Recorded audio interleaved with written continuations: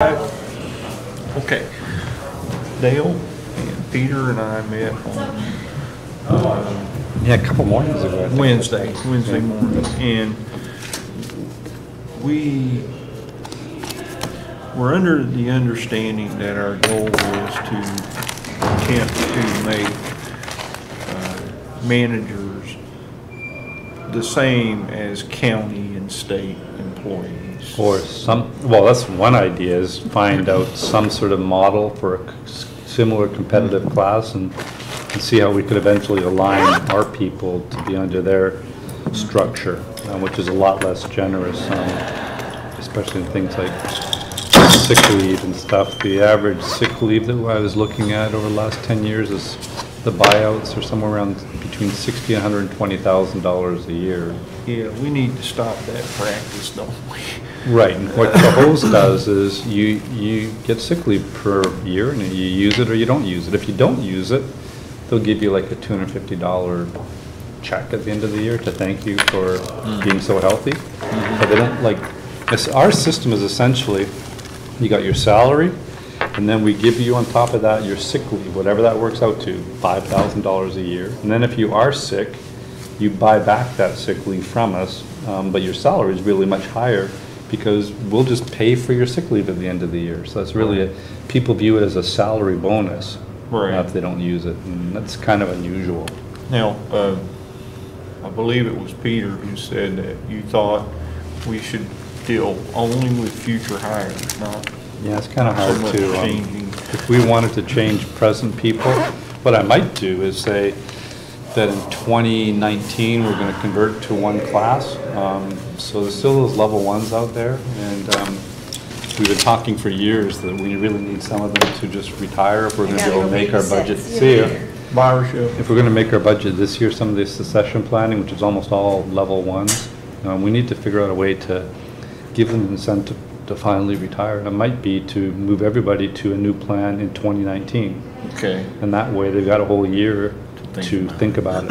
Right. So that's one way to do it. And then, and that new plan might be essentially level 3, collapse all level 1s and 2s into a 3. And then for new employees, and maybe even some of the level 3s, fix the sick leave problem. That's not unreasonable. I don't know if you can do much about steps with the level 3s, but any new hire, we don't need to put them up so high. We don't need to accelerate them so quickly.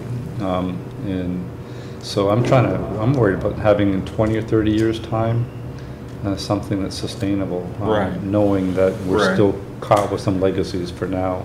Okay. But let's not try to design a system for the people we have now. Let's design the system we want and figure out a way to get the people we have now transitioned, or we could pay them out. We can get some restructuring board money to give them bribes to move to the new system, something. Right. Okay. But figure out the system you want and not be so caught up about the system we have. Okay, so we'll figure out how to get everybody to that, but let's come up with what we think is a good system. Right. Okay. Dale went to see the county personnel director and found out that the county system is nearly as fractured as ours. Oh, really? Yeah, and it's not nearly as generous as ours, but you know, different people have different plans. So I think the thing for us to do is make our own, but you know, make it solid and the same for everyone. Now, when we do this, do we need a resolution to eliminate the 1, 2, and 3 levels at the previous resolution? I think you can just say, have a resolution to replace the previous resolution with the new one. Okay. Yeah. Okay. And we feel like we need to do this soon. Yeah, you know, I think at this point we need to make the longevity payments, so there's nothing we can really do with this payment. We're going to have to write all these sick leave checks out this year because we don't really have that policy in place. But, you know, if we don't do it relatively soon, you can imagine that we'll be up against next December arguing with managers and, you know, roll it over for another year. So, yeah. Okay, so performance evaluations, we want that to be a part of this. Ideally. Yep. See what other cities do. Vacation, you either use it in the same year or you lose it. Yeah. can accumulate it. And we'd like to see how much vacation, you know, typical municipal employees get. Make sure our guys aren't getting more than they should. Or our new hires, yeah. One thing that happens, I guess, with state employees, and you probably know about this, is you can bank up to 200 hours of sick leave. 200 days of sick leave. 200 days of sick leave, and then you get paid out at 85% of your salary, but that's applied for your retiree benefits. Right. Okay. I don't see how that would be all that attractive for a new hire. Because, sure, the state employees find it very attractive. but they stick around forever. And Yeah, one reason is you also have to have deductibles and co-pays for retirees too, right? If you make it essentially free healthcare, then they say, well, yeah, why give me any money for healthcare? It's already, you're already giving me free healthcare. But the county, I think, charges, for instance, for their active employees, they charge a 25% copay, which is more than any of the copays we pay. And for the spouse and dependents, 50%. Okay. And then, so if we had copays where the people are actually copaying, that they really are sharing in some of the risk of their healthcare costs, first of all, they're going to make better decisions. But then second of all, now all of a sudden this 200 days of accumulated sick leave is attractive to them. Yeah. It's a reason to try to maximize it and bank it. Well, And then once you hit 200 days, you don't get any more. You're limited there. right. So, Okay. and to be honest, some people probably won't use up the whole 200 days over their lifetime. So that way, the city will eventually save money on those individuals. And we pay it back slowly rather than one huge check when they retire, for that matter, too. Right. Or we could just eliminate that benefit altogether. Yeah, if other cities do it. I looked at Cohoes because I could remember I was showing you guys the code earlier.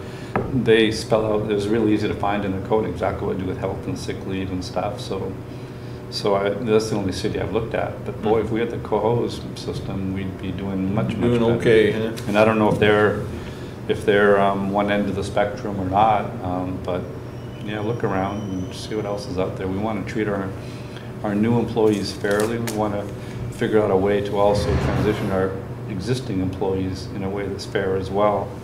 But you know, what I told a couple of the managers on the strategy team the other day, you'll understand the math of this, is half of our general fund is fixed, it's not rising, so the other half has to absorb all the increases in expenses. Right. So it would have to rise at twice the inflation rate and bust the tax cap every year if we only had just the inflation rate in our expenses. But we have a much higher than the inflation rate in our expenses because, first of all, it's COLA protected by their bargaining. So they get at least inflation or more typically. Yes. And then we add that longevities and step increases and promotions and stuff. So if we look at the trajectory of our expenses, it's quite a bit higher. Let's say it's 5 percentage points higher than inflation. Then we need our general fund to go up at a rate of 10 percentage points because it has to cover half of the fund, or the tax revenue has to go up by 10% because half the fund pays for all the expenses, all the rises in expenses. So, but it's even worse than that because even if we could let our tax rate go up by 10%, that average rate of increase in our expenses applies to our whole spectrum of employees. But if we said, okay, we can't afford that 10% increase in revenue, we're going to cut back by 10% in our expenses, we'd be required to cut back by like 20% of our employees because they're the lowest income ones that we're cutting back. So the math is just incredibly scary and totally unsustainable. Right. Right. I think in many jobs you get a job and you get a cost of living increase, hopefully on a regular basis. And if you want more money, you get promotions and maybe modest raises every once in a while based on the assumption that you're becoming more productive. But that guy is sitting on the back of a garbage truck. Is he really getting more productive? Probably not. I think he's probably getting less productive over time. Yeah. So we got a system that just rewards people in a way that's completely uncorrelated with what they give back to the city. Yes, and we can't afford it. Right. So. But you can work your way up. Like Mike Brody went from you know, mail clerk or whatever to, you know, superintendent. You know, you can advance in the system Right. and do very well by the system. Right. If you want to, you know, push your skills and constantly learn and stuff, there is an avenue for promotion. Mm-hmm. But we essentially promote everybody through these longevity and step increases, whether or not they're doing anything that benefits the city. So Right, I want to right. get away from that They- automatic raise thing and have it somehow Yeah. be linked to productivity if we're going to be sustainable.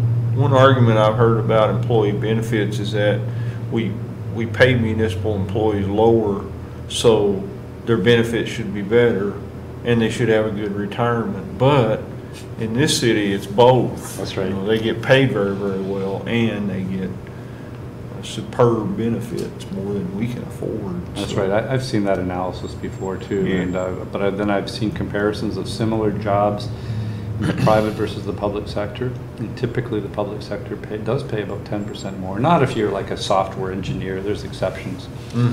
but the public sector does pay higher, and they get far better benefits. So one of Yes. the arguments from the public sector people is, like me, is well, they're more educated, they're more highly trained, they do their masters, etc. And you know, I don't know. I don't know if Yeah. a public sector employee really is a better employee than a private sector employee. Maybe they are, but the jury's out on that one. Yeah. So yeah, everything's kind of screwed up, and we're so far away from having it fixed. But we talked to Mike Cashman today. He called, and I didn't want to give all the details in this, but we know more than I really could say in there.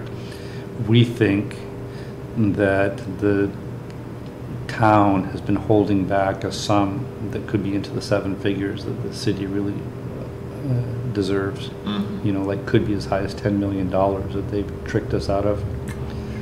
And we don't know if it's recoverable or not, but we're obviously upset. And I basically asked Mike point blank in that conversation, I said, so you're only going to be receiving $3,000 from Saranac Power Partnerships, and when us 7,000. So yep, that's it. But I saw a piece of paper right in front of me that I know they're receiving over the next 6 years, like $1.6 million. Mhm. So I said, Mike, you know, you got to feel our pain. When you cut us back from 93,000 to 7,000, you know, we're having to make another 3 layoffs. You know, we need to be sustainable.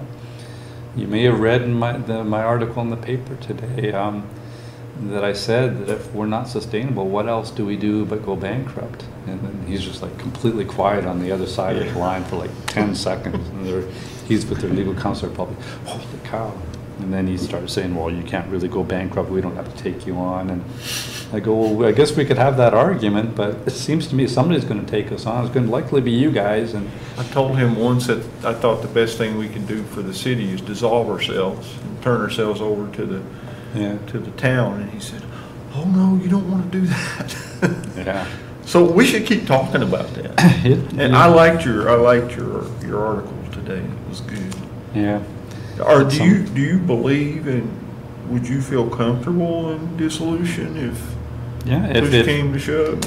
If it turns out that we can't make any headway with the unions and the managers, and we just have this thing where our revenue is like this, but our expenses are like this, we can look and we can say, well, you know, in 10 years, if we're going to try to get those two to balance, our taxes are going to have to double. I know in 10 years, if that's the case, then we're going to start losing people in the droves. Yes. And we're going to go from a population of 20,000 to 10,000, and people won't be able to sell their houses, etc. The only people who are here that are people who can't go anywhere Can't else. afford to leave. Yeah. And if that's the best we can do with all the efforts we're doing right now, the best we can do is be essentially defunct.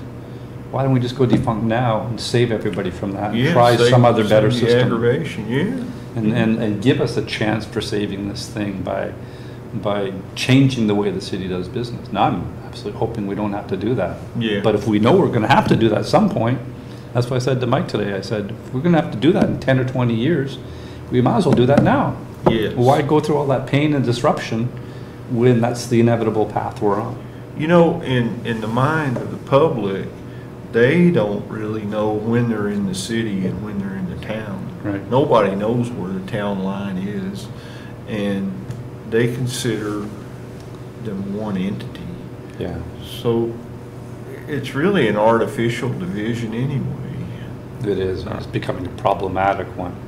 Yeah. The other thing I said, he kind of implied that in the last conversation I had with him on this about a week ago, that we couldn't really take them over because then they would just pass a local law putting essentially a special assessment district just on the city part of the combined area, and then stick the city part with OPEB, the $277 million healthcare liabilities, et cetera, make just the city residents pay for that. So I reminded him that today. I said, that might work for a little while, but you do remember that in the city there's about 20,000 residents. In the town there's only 13,000 residents. You might try that for a little while, but pretty soon you're going to be outvoted. Yeah. And there's going to be more city ward councilors than town councilors, and then the city's going to get screwed. And the town, the town's going to get screwed, and the city's going to then spread all those costs over that wider population. So Mike, you might want to reevaluate how you think that's all going to go down. So, I doubt that is even legal. what he wants to do, I don't think the state's encouraging us to merge. That's right. So they're going to do everything in their power to help us with that if we were to decide to do it, I That's think. what I told him too. I said, there's not going to be any level of government that's going to let the city just somehow disappear. It's going to be amalgamated. Who else is going to be amalgamated into except for the town that completely surrounds it, right? We're not going to join Peru or Beekmantown. We're going to join the town of Plattsburgh, and our voters are going to be more than your voters. Yeah. So I think he was pretty shocked by that discussion. But he's the one that opened the door, though. Yeah, and I can't believe that, there's something fishy they've done to enrich themselves at our expense. Yeah, it's hard. It's very upsetting. Yeah. I think we don't know for sure, so I don't want to draw any hard conclusions, but I think it happened in 2008 with Bernie Bassett and some fast one that basically said that they're going to form some sort of, I think they called it in a document I saw today, some home community area or agreement, home community agreement. So before we had a pilot, so all the money from Saranac goes into the pilot, and then we all split it. Mm-hmm. Under the home agreement, whatever Saranac Power pays, it goes first to pay off the home community agreement, the first 50%, then the remainder of the 50% goes to the pilot, which then we all split. So the town gets their 50%, and then they get whatever share of the pilot, so they end up getting like 60 or 70%. And how the pilot was really designed was the town was supposed to get a third and the city was supposed to get 2/3. So I think that's what happened, is they invented this new organization called a home community agreement in 2008. And did the city sign on for it? No, oh no, we didn't even know about it. I had just from Richard Marks, I said, were you the Chamberlain there? What happened? He goes, well, they just said it to us. They sent us a letter saying the new pilot is 420 or 570,000, whatever it was then, and here's our share. So he thought they were being honest and didn't know that there was a little side deal going on there. So that's what I think happened, but I'm not exactly sure yet. And the IDA, I've asked them for the data, and they refused to give it to me so far. We made the mistake of trusting them. Yeah, kind of scary, isn't it? We do that a lot. I mean, the city has a good heart, has always had a good heart, I think, and has, been in the mindset to help people, but we just can't do it anymore. Sure comes to kick us in the butt, though, every time we do, doesn't it? I mean, no more Mr. Nice Guy after a while, So Rochelle was seeing this whole dynamic in our negotiations with Mike, and Mike lying, me asking very pointed questions and him giving me answers that I know were false. Mm-hmm. And we all in the room know they were false because we had a little briefing session before the meeting. Yeah. We were all saying, well, I wonder what he's going to say if we ask this question, blah, blah, blah. So I was kind of walking around the room because we were on speakerphone, and Rochelle said to me afterwards, you enjoyed that, didn't you? And I go, actually, this time I did. I don't usually like conflict, but when Yeah. you know somebody's just being duplicitous with you. Yeah. And then he said, last thing we want to have is for this to get out to the media. So if you think there's any possibility there's some sort of conflict between the city and the town, you make sure that both of us sit down with Joe LaTemplio together and explain our story. And I go, oh, no, I don't think we're going to be doing that. Yeah.